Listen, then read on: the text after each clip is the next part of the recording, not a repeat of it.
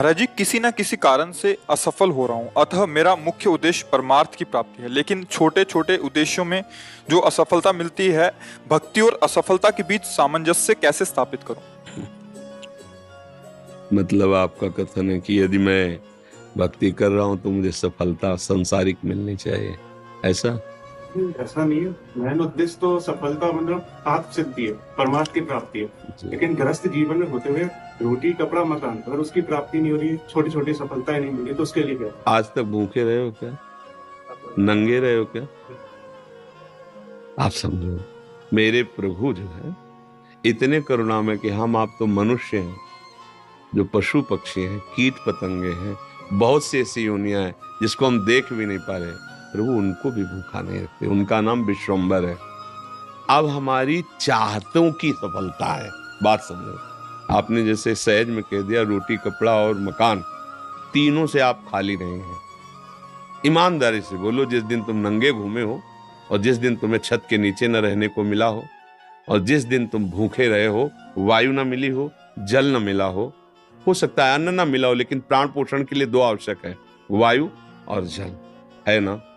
अब हमारी बात असलियत में, हमारी जो शरीर पोषण जीने की आवश्यकता है वो तो सबकी पूर्ति हो रही है। आप देख लीजिए, चाहतों की पूर्ति शब्द है।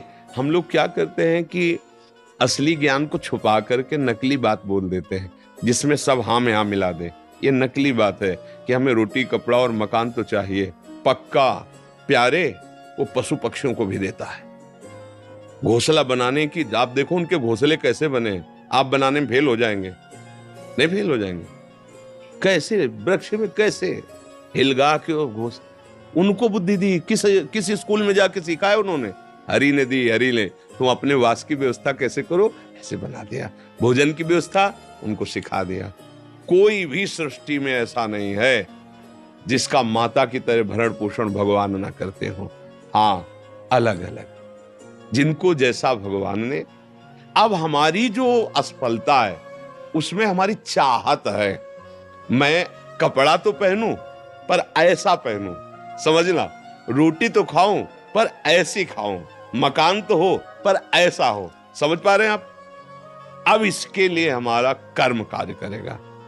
पूर्व का प्रारब्ध यदि हमारा बहुत बुरा है तो आज तुम बहुत अच्छे आदमी हो, अच्छे मार्ग में चल रहे हो, वो आपको बाधा पहुंचाएगा, आपको सहना होगा। समझ रहे ना? वो आपको बाधा पहुंचाएगा। अब जो ये नाम हम आपको बता रहे हैं कि नाम जप कीजिए, धर्म से चलिए, वो युद्ध करेगा उस प्रारब्ध से, आपको वो गिरने नहीं देगा, आएगा। आप जो कार्य कर रहे हो उसमें सम्यक जो फल मिलना चाहिए नहीं मिला, आपको असंतुष्टता होगी, क्योंकि आपने ऐसे पूर्व में कर्म किए हैं। अब वो आपको बाधा पहुंचा रहे हैं, लेकिन आप भजन कर रहे हो ना, तो आपको निरुत्साहित होने नहीं देंगे।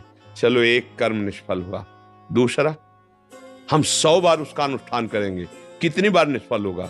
एक दिन तो सफल होगा ही नहीं, निकल जाओगे, निकल जाओगे। सफलता तुम्हारे चरण चूमेगी।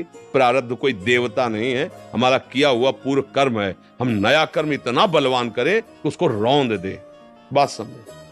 और उसके लिए अब छोटी मोटी बात नहीं काम करेगी, छोटा मोटा कर्म काम नहीं करेगा। डट के हमें धर्म और डट के भजन विध्वंस करके, अगर विध्वंस ना होते तो फिर मोक्ष कैसे होता? मोक्ष को मतलब जानते हो? सब कर्म नष्ट हो गए अनंत जन्मों के, और इस जन्म के भी बिल्कुल मोक्ष, मतलब बिल्कुल मुक्त, अब कोई बंधन नहीं हो, भगवान का स्वरूप हो गया। तो हुआ तो इसी जन्म में, जो हमने साधना की, जो भजन किया, जो चिंतन किया, जो सत्संग किया, मारा इसने पूरी आग लगा दी। कर्मों को, संचित कर्म विध्वंस हो गए, जमा गोदाम क्रीमाण जो कर रहे हैं, ये चिपकाव फसाव वाले नहीं हुए, क्योंकि सब समर्पित कर दिए भगवान को। प्रारब्ध आया, भजन के बल से उसको भोग रहे हैं, वो मैं परास्त नहीं कर सकता, निकल गए आगे। सुदामा जी की दशा क्या थी? नहीं थी, ये भी व्यवस्था नहीं थी। परिणाम में क्या हुआ? जैसी द्वारिकापुरी वैसी सुदामापुरी। फल की चिंता मत करो तुम।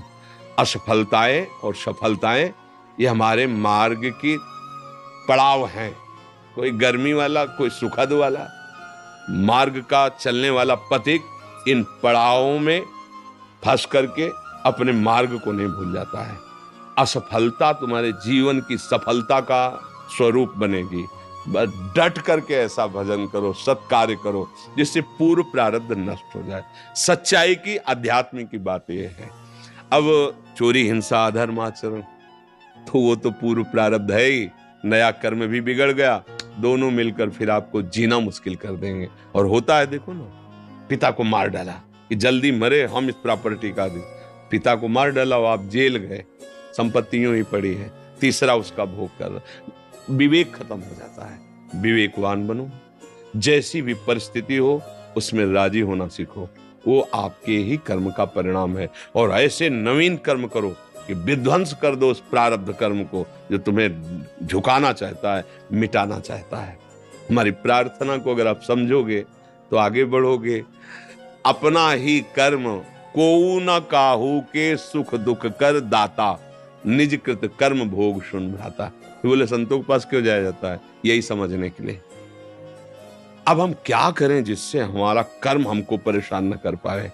वो है ज्ञान, वो है भक्ति, वो है भगवान का आश्रय। जब घर में भोज आते हो, भिक्षा भी नहीं मिली, तो पत्नी पूछती कि बच्चों को कैसे जिलाएं। तो तुलसी दल उतारते, ठाकुर को भोग लगाते, आधा आधा तुलसी दल। उनका एक मित्र था जो धनी के यहाँ वो पुरोहित कर्म करता था, डोली में बैठ के निकलता, पालकी में। वो कहता है, सुदामा जी हमारे यहाँ जो सेठ है ना, उनके यहाँ चलो, थोड़ी देर श्लोक बोलना। सब व्यवस्था उनका, हमने तो अपना सेठ श्री कृष्ण को वर्ण किया है। अब वो भूखे रखे चाहे मारे, अब हम दूसरे की गुलामी नहीं कर सकते। हमने तो भगवान को अपना माना है। हिले नहीं तो भगवान का हृदय हिल गया। एक दिन प्रसाद पा रहे थे से एकदम ऐसे हो गए। रुक्मिणी जी मन की बात, तो उनका प्रभु, ऐसी स्थिति आपकी तभी होती जब कोई आपका भक्त भूखा होता है। तो भगवान के आंसू आ गए। हमारा पुराना मित्र है सुदामा, और कई दिन से उसके घर में भोजन नहीं, बच्चे। बोले प्रभु आप दुखी हो रहे हो, महालक्ष्मी स्वरूप हूं, आप आदेश करो, त्रिभुवन की राज्य लक्ष्मी उसके घर में। तो उनका बात तो यही कि उसके अंदर कामना नहीं है, और मेरे भक्त के अंदर यदि कामना नहीं होती तो माया मैं नहीं देता। मेरे भक्त के अंदर कामना नहीं होती तो मैं माया, और वो निष्काम भक्त है सुदामा, उसके अंदर कभी कामना आ ही नहीं सकती कि हे भगवान भोजन तो दे दो, कभी नहीं। तो रुक्मिणी जी ने कहा हम आपका दुख नहीं दे सकती। फिर हम कुछ रचती हैं, तो उनका नहीं, पहले हमें कामना पैदा करना पड़ेगा। भगवान सोच रहे पहले हमें भक्त के हृदय में कामना पैदा करना पड़ेगा। गए एक भिक्षुक के रूप में, जब सुदामा जी भिक्षा को गए थे, भिक्षाम दे, अतिथि धर्म गृहस्थ में बहुत बड़ा धर्म होता है, दरवाजे आए हुए का आदर करना चाहिए। तो कुछ ना हो तो वचन से है, निकली भिक्षाम दे। तो उनका भगवान हम भिक्षा देने लायक नहीं है। क्यों? उनका एक पुत्र हुआ है, इसलिए सूदक है। ठीक है, 15 दिन बाद आ जाएंगे। बोले मत आना, क्योंकि हमारे जो पुत्र हुआ है वो दरिद्र नामक पुत्र हुआ है, और इसका सूदक पूरे जीवन में नहीं जाएगा। अर्थात हम दरिद्र हैं, हमारे पास कुछ है ही नहीं जो मैं आपको दे सकूं। भगवान ने कहा सुना है तुम्हारे पति के मित्र द्वारिकाधीश भगवान है, जिनके मित्र श्री कृष्ण द्वारिकाधीश हैं, उनकी ये दशा, एक बार कहो ना अपने पति से कि अपने मित्र के पास जाएं। भगवान चले, पत्नी आए। जब आए सुदामा जी तो पत्नी ने कहा कि हाँ हमें तो स्मरण नहीं था, आपके मित्र द्वारिकाधीश है ना, आप उनके पास जाओगे तो मैं कभी इस बात के लिए नहीं जाऊंगा कि श्री कृष्ण मुझे सांसारिक वस्तु दे। नहीं नहीं। बोले अब कब कह रही मांगना, आप केवल जाओगे तो आपकी दशा देख करके वो आपको दे देंगे। बोले तुम कहती हो तो हमें दर्शन मिलेंगे मेरे प्यारे के, इसलिए मैं जा सकता हूं। अब मित्र के पास, गुरु के पास जाए तो कुछ ऐसा शास्त्रीय सिद्धांत है, कुछ भेंट ले जाए। बेटी के यहाँ जाए, गुरुदेव के यहाँ जाए, आराध्य देव के यहाँ जाए, ऐसा। और मित्र के यहाँ जाए तो उनका भेंट के लिए, अब खुद खाने के लिए भेंट क्या। सुदामा जी की पत्नी ने कहा देखो प्रयास करती, 4-5 आस मोहल्ले के घरों में गई तो कुछ तो ऐसे थे, देखते ही बंद कर लेते थे दरवाजा, मांगेगी आके और क्या है। थोड़ा एक प्रिय भाव रखती थी। तो कहा हमारे पति द्वारिकाधीश से मिलने जा रहे हैं, कुछ उनकी भेंट के लिए। तो सूप होता है, सूप से जैसे पछोड़ा जाता है, अच्छे चावल पीछे हो जाते हैं, टूटे वाले आगे हो जाते हैं। वो टूटे हुए तंदुल जो वो दिए, किया ले लो आप। वो तंदुल लिए 3 मुट्ठी। अब उनके पास अच्छी रुमाल भी नहीं थी, क्योंकि सब पैसे से होता है, गरीब, इतने गरीब। अपनी फटी हुई कपड़े की धोती, उसमें चावल। पूरा बहुत बड़ा चरित्र पर जब भगवान के द्वार में पहुंचे, जहां ब्रह्मा और शंकर भी खड़े रहना होता है, वो द्वारिकाधीश का वैभव। द्वार पर दरिद्र ब्राह्मण, फटी सी, इतनी बेवाई है, ऐसा शरीर है, आंखों में भगवत तेज समाया हुआ है भगवान। तो उनका भैया, एक बार तुम अपने स्वामी से कह दो जाके कि सुदामा नाम का कोई आपका मित्र आया, बस ऐसा। पार्षदों ने बड़े दयालु हैं, पार्षदों ने कहा आप यहीं तब तक खड़े रहिए जब तक हम ना आए। और भी पार्षद थे, एक दौड़ते हुए गया, जय जयकार हो प्रभु, कोई एक दरिद्र ब्राह्मण वेश में है और वो सुदामा कूद पड़े भगवान। ब्रह्मा शंकर को भी इंतजार करना पड़ता था, लेकिन सुदामा नाम सुनते ही भाग पड़े भगवान। और ये सब आश्चर्यचकित बात रुक्मिणी जी, पार्षद सब देख रहे हैं कि ऐसे तो कभी भगवान नहीं भागे, कि भाई ब्रह्मा जी आए भगवान भाग पड़े या शंकर जी आए, सब आकर इंतजार करते हैं। और प्रभु जब प्रभु दौड़ के गए सुदामा जी को। सुदामा जी संकुचित हो रहे हैं कि मेरी हड्डियां ऐसे सुकोमल, तन मेरे श्याम सुंदर के लग रही होंगी। वो सकुचते जा रहे कि इतना बड़ा वैभव स्वामी हमें ऐसे। भगवान ऐसे अपने हाथ से चरण पखारे सुदामा जी के, थाल रखकर। रुक्मिणी जी आश्चर्यचकित हो रही है, ऐसा कोई तपस्वी, ऐसा कोई महात्मा जिसकी ऐसे भगवान अभी तक तो नहीं देखा जैसा इस ब्राह्मण। और धोती कई जगह से फटी थी, जो दुपट्टी उसको कई ऐसे केवल अंग ढके हुए थे, ऐसी धोती थी, हड्डियां शरीर में। रुक्मिणी जी के पलंग पे बैठाला भगवान ने, जिस पलंग को ब्रह्मा शंकर नमस्कार करते हैं, उस पलंग पे बैठाला, चरण धोए, चरणामृत लिया, का हो भाग्य आप पधारे, भोजन पानी से चरण दाब रहे। सुदामा जी से वो दास पर कितनी प्रीति प्रभु करते हैं। 2-3 दिन 4 दिन सबसे प्रभु मिलवा रहे, परिचय करा, ये मेरे मित्र सुदामा जी हैं, ऐसे बैठे। और सबके बीच में कहा कि ब्याह हो गया है, क्योंकि जब मित्र बने थे तब तो गुरुकुल में थे। सुदामा जी ने कहा पुत्र भी है, तो भाभी ने कुछ दिया भी होगा हमारे लिए। अब ये वैभव, अब वहां फटे कपड़े में तंदुल कैसे? बोले देखो पहले चूक की थी, गुरु माता ने चले दिए थे हमारे लिए, और फिर चूक कर रहे हो, कुछ दिया है? अब भगवान ने ऐसे हाथ पकड़ा, उनका उठाया, इतने स्वादिष्ट कीमती वस्तु तुम छुपाए रखे हो। खोला, उस फटे पुराने कपड़े में लपटे हुए तंदुल, रोमांच हो रहा है भगवान को।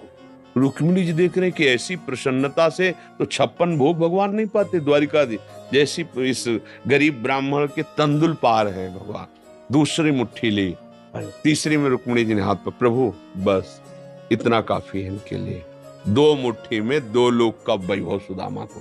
प्रगट में 25 पैसे भी नहीं दिए, एक भी वस्तु ले। 3-4-5 दिन आनंद लिए, फिर सुदामा जी से कहा कि तो भगवान ऐसे चले। सुदामा जी ने सोचा कि प्रगट में तो कुछ दिया नहीं, हमें लगता विदा करने चल रहे हैं, तो कुछ अगर 2-4 असरफी भी होंगी तो खान पान व्यवस्था तो चली जाएगी। भगवान ने कहा जो अच्छे अच्छे कपड़े पहनाए थे, रास्ते में कोई उतार सकता है तो उतार दो, अपनी धोती पहन लो। यहाँ पर धोती रास्ते बोले आप इधर से ऐसे जान, फिर वहां से मुड़ जाना। बोले हम तो आए थे तो रास्ता तो जानते ही प्रभु, चले जाए। और रास्ते में सोच रहे मेरे मित्र कितने कृपालु हैं, मुझे इसलिए नहीं दिया कि ये कहीं मेरा चिंतन छोड़कर धन का चिंतन न करें। हे श्री कृष्ण, सदैव आप जैसा ही मित्र मिले। सोचते सोचते आए तो देखा फिर वही द्वारिकापुरी। बोले मेरी बुद्धि मारी गई है कि वास्तविक यहाँ कोई रचना हो गई। यहाँ तो हमारी एक छोटी सी कुटिया थी, ऐसा ऐसा देखा कि उनकी पत्नी जो है स्वर्ण थाल लिए दास दासियों से आरती उतारने। तो उनका तुम कौन हो? तो उनका आपकी दासी हूं, आपकी पत्नी। ये सब बोले जिनके पास गए थे ना, उन्होंने सब अश्रुपुलकित हो रहे कि वास्तविक तेरे दरबार की आली निराली शान ये देखी, सखावत खुद तेरी गलियों में चक्कर काटते देखा, फैलाया हाथ जिसने तेरे दरबार में आकर तुझे देते नहीं देखा, मगर झोली भरी देखी। ऐसे अगाध सिंधु भगवान का दासत्व भला हमको निष्फल कैसे हो जाए?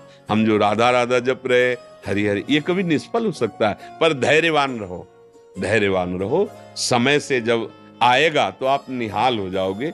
अश्रद्धा मत करो और ऐसा भी मत सोचो कि भरण पोषण हमें नहीं, ऐसा नहीं। त्रिभुवन में कोई नहीं है, सबको जैसे राजी हैं भगवान वैसे सबका भरण। किसी को 1 कुंतल मांस चाहिए तो उस पशु को भगवान उतनी व्यवस्था किए। किसी को कितना चारा चाहिए उतनी व्यवस्था किए। कितना सबको, पूरी सृष्टि को भगवान दे रहे हैं।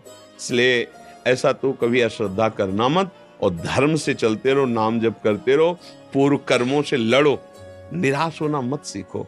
आज सफल नहीं है तो हम कल सफल होंगे। ऐसा नहीं कि हर कर्म हमारा निष्फल चला जाए, ऐसा नहीं।